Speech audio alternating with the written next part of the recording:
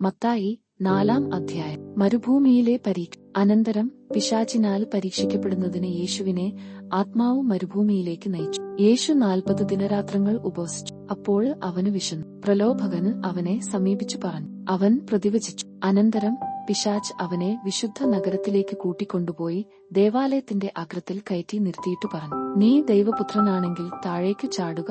നിന്നെക്കുറിച്ച് അവൻ തന്റെ ദൂതന്മാർക്ക് കൽപ്പന നൽകും. നിന്റെ പാദം കല്ലിൽ തട്ടാതിരിക്കാന് അവർ നിന്നെ കൈകളിൽ താങ്ങിക്കൊള്ളും എന്ന് എഴുതപ്പെട്ടിരിക്കുന്നു. യേശു പറഞ്ഞു. വീണ്ടും പിശാച് വളരെ ഉയർന്ന ഒരു മലയിലേക്ക് അവനെ കൂട്ടിക്കൊണ്ടുപോയി ലോകത്തിലെ എല്ലാ രാജ്യങ്ങളും അവയുടെ മഹത്വവും അവനെ കാണിച്ചുകൊണ്ട് അവനോട് പറഞ്ഞു, നീ സാഷ്ടാംഗം പ്രണമിച്ച് എന്നെ ആരാധിച്ചാല് ഇവയെല്ലാം നിനക്ക് ഞാൻ നൽകും. യേശു കൽപ്പിച്ചു. അപ്പോൾ പിശാച് അവനെ വിട്ടുപോയി. ദൈവദൂതന്മാർ അടുത്തുവന്ന് അവനെ ശുശ്രൂഷിച്ചു. യേശു ദൗത്യം ആരംഭിക്കുന്നു. യോഹന്നാൻ ബന്ധനസ്ഥനായെന്നു കേട്ടപ്പോൾ യേശു ഗലീലയിലേക്ക് പിൻവാങ്ങി. അവൻ നസറത്തു വിട്ടു സെബുലൂണിന്റെയും നഫ്താലിയുടെയും അതിർത്തിയിൽ സമുദ്രതീരത്തുള്ള കഫർനാമിൽ ചെന്നു പാർത്തു. ഇത് ഏശയ്യാ പ്രവാചകന് വഴി അരുളി ചെയ്യപ്പെട്ടത് നിവൃത്തിയാകാനു വേണ്ടിയാണ്. സമുദ്രത്തിലേക്കുള്ള വഴിയിൽ, ജോർദാന്റെ മറുകരയിൽ, സെബുലൂണ്, നഫ്താലി പ്രദേശങ്ങൾ, വിജാതീയരുടെ ഗലിയിൽ, അന്ധകാരത്തിൽ സ്ഥിതി ചെയ്തിരുന്ന ജനങ്ങൾ വലിയ പ്രകാശം കണ്ടു. മരണത്തിന്റെ മേഖലയിലും നിഴലും വസിച്ചിരുന്നവർക്കായി ഒരു ദീപ്തി ഉദയം ചെയ്തു. അപ്പോൾ മുതൽ യേശു പ്രസംഗിക്കാൻ തുടങ്ങി. ആദ്യത്തെ 4 ശിഷ്യന്മാർ.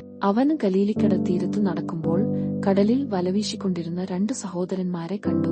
പത്രയാസ് എന്നു വിളിക്കപ്പെടുന്ന ശിമയോനെയും സഹോദരൻ അന്ത്രയോസിനെയും. അവർ മീൻപിടുത്തക്കാരായിരുന്നു. അവന് അവരോട് പറഞ്ഞു. തക്ഷണം അവർ വലകളുപേക്ഷിച്ച് അവനെ അനുഗമിച്ചു. അവർ അവിടെ നിന്നു മുന്നോട്ടു നീങ്ങിയപ്പോൾ വേറെ 2 സഹോദരന്മാരെ കണ്ടു, സെബദീപുത്രനായ യാക്കോബും സഹോദരൻ യോഹന്നാനും. അവർ പിതാവുമൊത്ത് വഞ്ചിയിലിരുന്നു വല നന്നാക്കുകയായിരുന്നു. അവരെയും അവന് വിളിച്ചു. തക്ഷണം അവർ വഞ്ചി ഉപേക്ഷിച്ച് പിതാവിനെയും വിട്ട് അവനെ അനുഗമിച്ചു.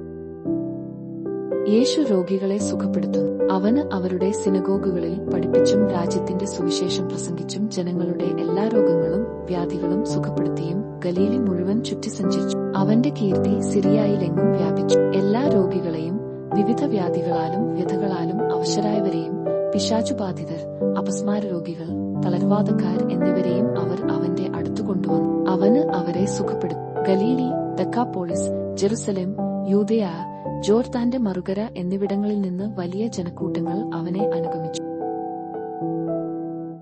ദൈവവചനം അന്ന് നാം കേട്ടത്. നമുക്ക് ദൈവത്തെ സ്തുതിക്കാം.